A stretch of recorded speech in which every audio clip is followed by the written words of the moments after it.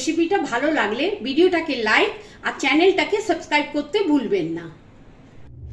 লাউ ছেঁচকি বানানোর জন্য আমি এখানে মিডিয়াম সাইজের একটা লাউ নিয়েছি, যেটার খোসা ছাড়িয়ে এরম লম্বা করে কেটে নিয়েছি।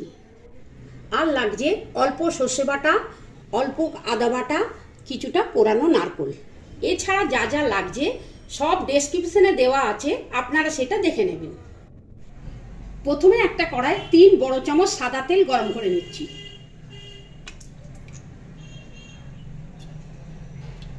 তেলটা গরম হয়ে গেছে, এইবার আমি এতে একটু সর্ষে ফোড়ন দিয়ে দেবো। এইটাকে একটু নেড়ে নেব।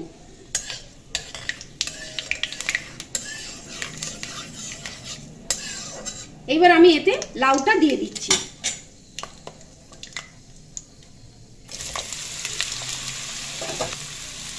এটাকে জোর আঁচে 5-7 মিনিট ভেজে নেব। দেখুন লাউটা 5-7 মিনিট নাড়ার পর এর থেকে জল বেরোনো শুরু হয়ে গেছে। এইবার আমি এতে বাকি জিনিসগুলো সব দিয়ে দেবো। প্রথমে সর্ষে বাটা, আদা বাটা, স্বাদ মতো নুন আর স্বাদ মতন চিনি।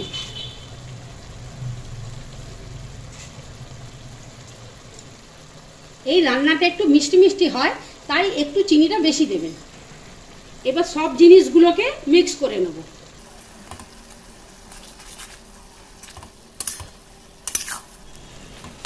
অনেক সময় চিনিটা আগে দিয়ে দিলে লাউটা গলতে চায় না, তাই আপনারা চাইলে আগে লাউটাকে সেদ্ধ করে নিয়ে শেষে চিনিটা দিতে পারেন।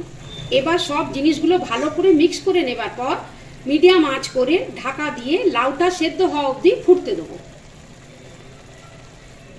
এতে কোনো এক্সট্রা জল দেবো না, লাউটা নিজের জলে সেদ্ধ হয়ে যাবে।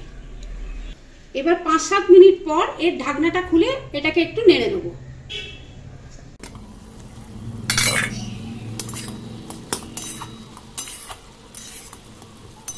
এবার এটাকে ঢাকা দিয়ে 5-7 মিনিট আরো ফুটতে দেবো। এবার আরো 5-7 মিনিট পর ঢাকনাটা খুলে লাউটা চেক করে নেব।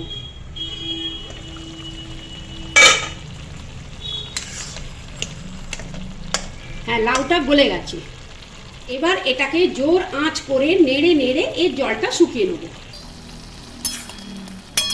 এইটাকে আমরা একটু মাখামাখাই নামাবো। আপনারা চাইলে এতে একটু ময়দা দিয়েও জলটা শুকিয়ে নিতে পারেন, আমি এখানে ময়দা দিচ্ছি না।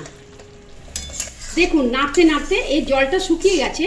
এইবার আমি এতে একটু ভালো ঘি দিয়ে দেবো।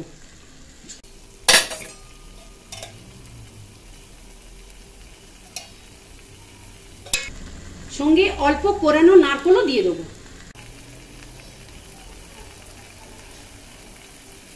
এবার এইগুলোকে ভালো করে মিক্স করে নেব। এবার মিক্স করে নেবার পর গ্যাসটাকে বন্ধ করে আমি পরিবেশন করে নেব।